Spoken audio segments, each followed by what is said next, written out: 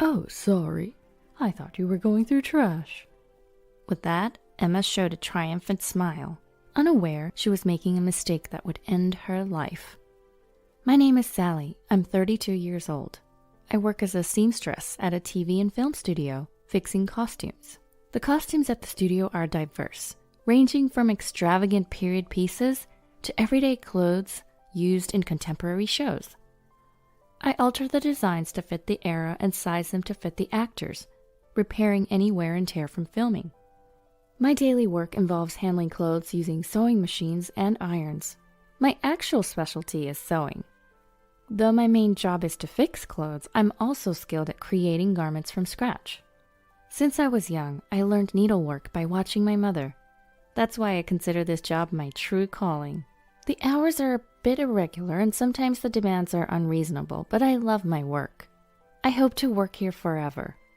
I met my husband Joe at this studio. Joe was in charge of taking care of the actors. We're 3 years apart in age, and since we saw each other every day, we naturally grew closer over time. 2 years after we met, amidst our busy schedules, we eventually got married. We began our new life together. But just as the new life started, my mother suddenly fell ill and passed away, forcing Joe and I to postpone our wedding. Originally, we had planned a simple ceremony at a local church with just family, but the delay prompted us to save up for a proper wedding and honeymoon. Given our irregular work schedules, we thought it wasteful to rent a house just to sleep in. So to save for the wedding and honeymoon, Joe and I started living with his mother, Emma, at his family home. I lost my father early, and coincidentally, Joe had the same experience. My mother was the only surviving parent, and Joe worried about his mother living alone.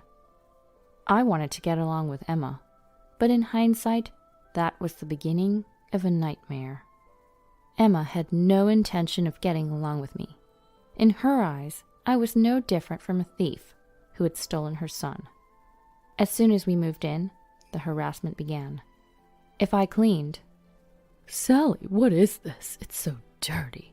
Here, there, and over there. I wonder what kind of upbringing you had. Your parents must have been quite something." I endured the harassment, trying to keep up with the cleaning, even causing my hands to crack and bleed.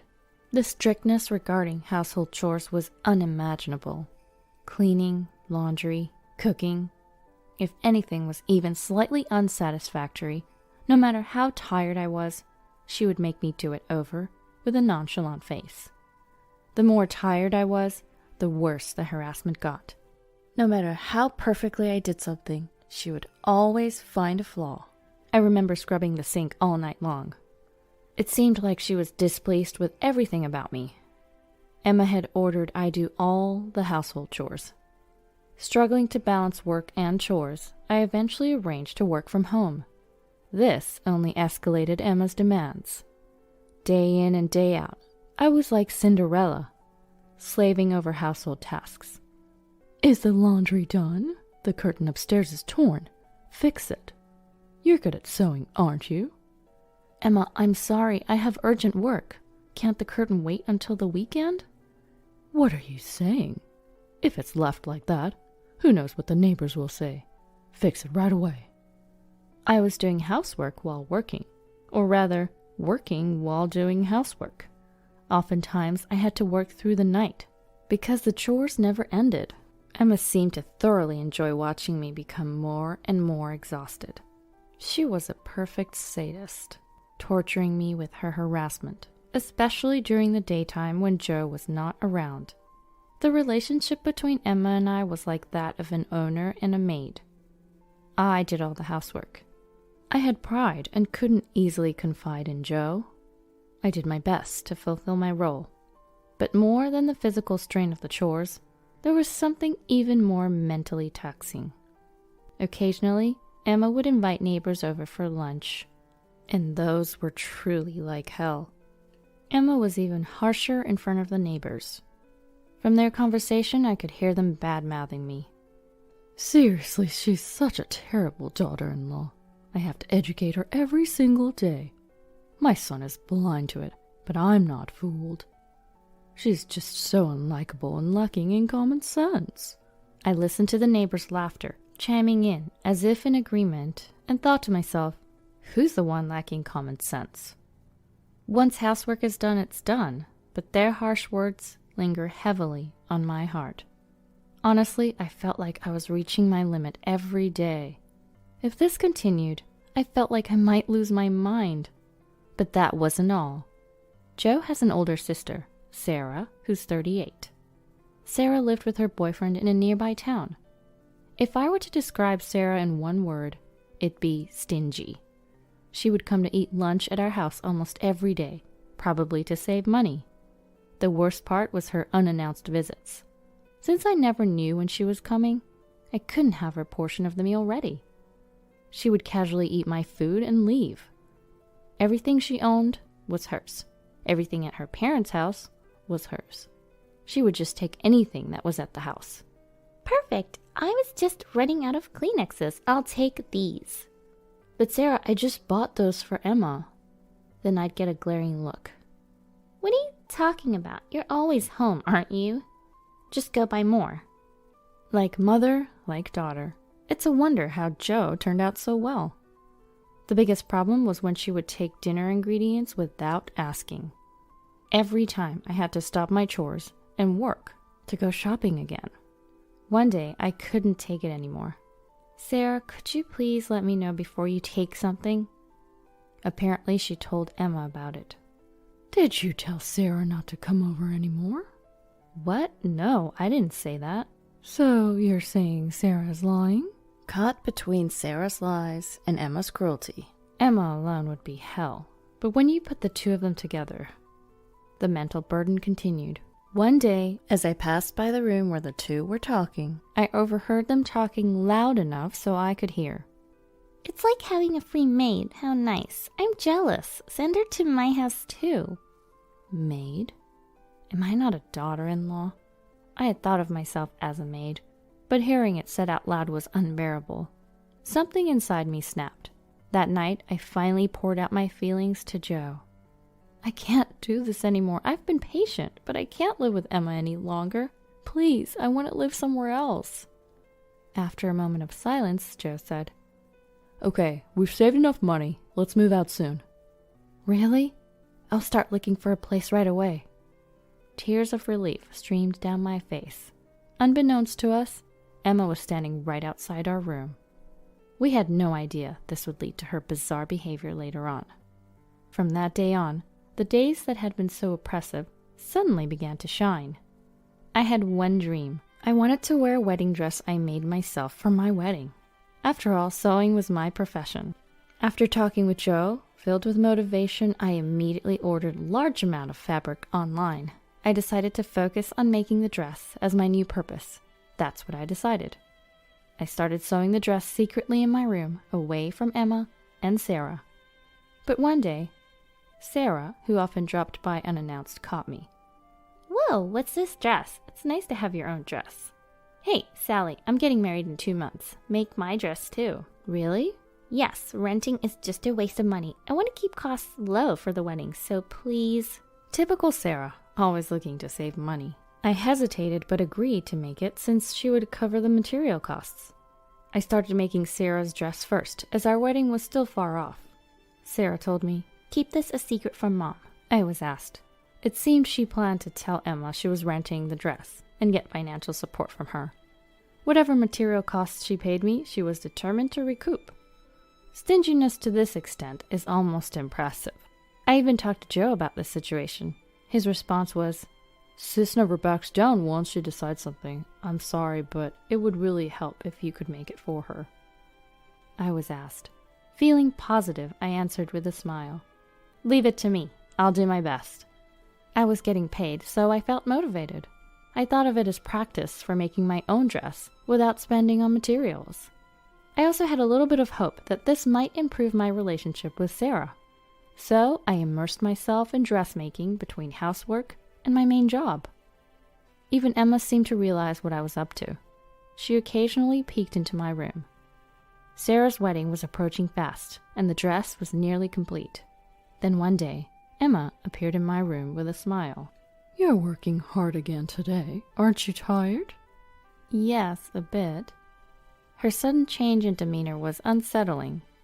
I'm going to make some coffee. Why don't you take a break? Really? That would be great, thank you. No worries at all. I'll bring it to you later. Thank you very much, I appreciate it. As Emma left humming, I felt a strange unease. Emma making coffee for me? That's never happened before. Could it be something more sinister?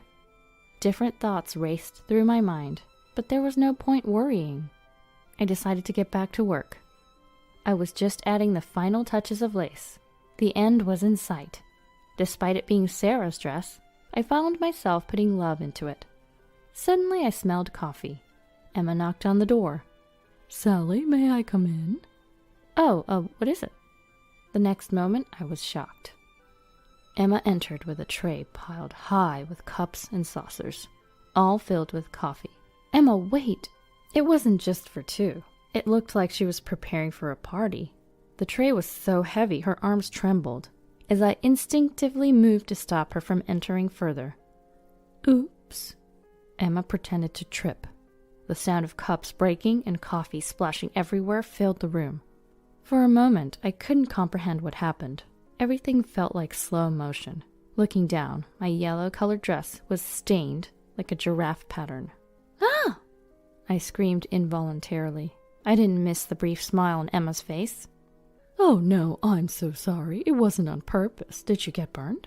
Wait, is that a dress? I thought you were going through trash. I was speechless. The shock of her actions left me frozen. Then Emma feigned concern. Oh dear, you can't have your wedding like this, can you?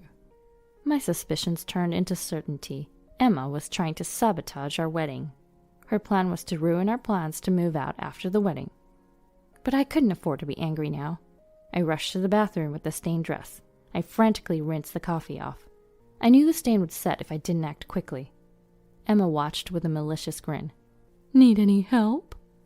No, I'm fine, I replied coldly. I was in anger and panic. Then someone appeared behind Emma. What's this? Are you bullying Sally again? It was Sarah. No, I just accidentally spilled coffee on her dress, Emma said with apparent enjoyment. This was bad, but the situation took an unexpected turn. What? Are you serious? That's my dress. Wait, what? Emma was speechless. Yours, Sarah? What do you mean? I can't believe this. I had her make my dress. What am I going to do? My wedding is in 2 weeks. Emma was panicking like I'd never seen before. There's no way. While listening to their ridiculous exchange, I continued to wash the dress I had been working on for months for my sister-in-law. As I washed the dress, I thought to myself, I hadn't told anyone I was making the dress for Sarah, so Emma must have thought the dress was for me. She wouldn't have deliberately spilled coffee otherwise. If she had known it was for Sarah, there'd be no reason to ruin it. Joe and I planned to leave this dreaded family home after the wedding. To Emma, I was always the thief cat who stole her beloved son. She couldn't bear the thought of the woman she saw as a mere maid taking her son away. She thought by sabotaging our wedding, her son would stay home. Such petty thoughts led to her bizarre actions. Sarah was furious, blaming Emma and attacking her. How could you do this? Everything is ruined. I can't believe my own mother would destroy my wedding. I'm sorry, Sarah. Please forgive me. I didn't know it was your dress. You don't think I did it on purpose, do you? Emma finally spoke her true feelings. While listening, I pretended not to hear and continued washing the dress. Then, so, you thought it was Sally's dress and deliberately stained it? A man's voice echoed. Everyone turned around at once. Oh, Joe, when did you get here? So that's what happened, Mom? Joe stood there with an indescribable expression. I was so focused on washing the dress and listening to their argument that I hadn't noticed Joe's arrival at the perfect moment. He had been silently observing the ugly quarrel between his mother and sister. Joe slowly began to speak, looking utterly disappointed. You saw Sally working hard on that dress every night, and yet you deliberately stained it. That's truly despicable. It's not like that. This is... Don't make excuses, Joe shouted. Emma and Sarah were taken aback. Emma, in particular, had probably never imagined being yelled by her son she cherished so much. Joe continued calmly, yet sadly. I'm disappointed, Mom. Sally had been enduring your attitude all this time, and we both hoped that one day you might change. Sally was patient for my sake, because you're my mom. Hearing this, I felt tears welling up. I had somewhat seen Joe as indecisive and too submissive to his mother, but that was a complete misconception. Before me stood a man determined to protect the woman he loved. Joe's firm stance, though out of place in the situation, made me fall for him all over again. He continued addressing Emma. And it all comes down to this? I can't just overlook it. Mom, sorry, but Sally and I are leaving this place as soon as possible. I plan to stay here until the wedding for your sake, but I can't stay any longer. This time it was just a dress, but who knows if Sally could be in danger next time. It'll be too late then, Mom. Danger? I would never put her in danger. How can you even say that after ruining Sally's hard work so casually? Joe's anger was palpable, but this was his mother. Instead of using abusive language or an overbearing attitude, Joe quietly vented his anger on Emma. His expression was something I had never seen before, anger mixed with an indescribable sadness. He was denying everything about his mother who had always doted on him. Emma seemed deeply affected. She was speechless, reduced to tears. Emma, who was usually quick to aggressive remarks, was now crying. Sarah was also stunned, alternating her gaze between Joe and Emma. Later, Sarah canceled her wedding. Since it was so close to the date, she was not getting any of her money back. It's not my fault at all. Emma was the one who paid for it, so Sarah wasn't losing any money. Emma seemed to finally regret her thoughtless harassment that had spiraled out of control. The shock of being scolded by her son also left her quite weakened. But the issue wasn't confined to our house. Sarah's sudden cancellation angered her boyfriend and his family. Eventually, Sarah ended up breaking up with him. Emma was continually blamed by Sarah for this outcome. After we left the family home, Emma occasionally contacted us. She was asking for money. One reason she didn't want us to leave was the financial aspect. While living together, we contributed to the household expenses. But Emma had no income apart from her pension. It seemed she had been relying on our money. However, every time Emma called asking for money, Joe refused. Mom, why don't you work? There are plenty of jobs out there. We need to be independent, you and us. Please, leave us alone. Emma pleaded not to be abandoned, but Joe remained firm. His resolve seemed to stem from a sense of duty. Later, Emma started working as a janitor. Her strictness with cleaning seemed to fit the job, which was ironically a bit amusing.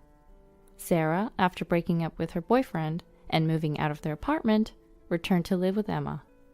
She completely stopped working, relying on Emma's part-time income and pension. I saw her once, and she was unrecognizably overweight. Joe and I moved into an apartment and are enjoying our new, happy life. There's no one here to make snide remarks or be sarcastic.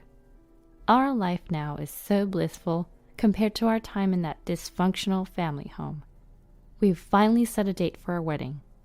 We decided on a small ceremony with just friends and colleagues, and chose not to invite Emma and Sarah. We didn't want any disturbances, especially considering both are in a dark place right now. But that's just how it has to be. They brought it upon themselves. I've started making a new dress for the big day. It's going to be much more beautiful than the one that ended up with a giraffe pattern.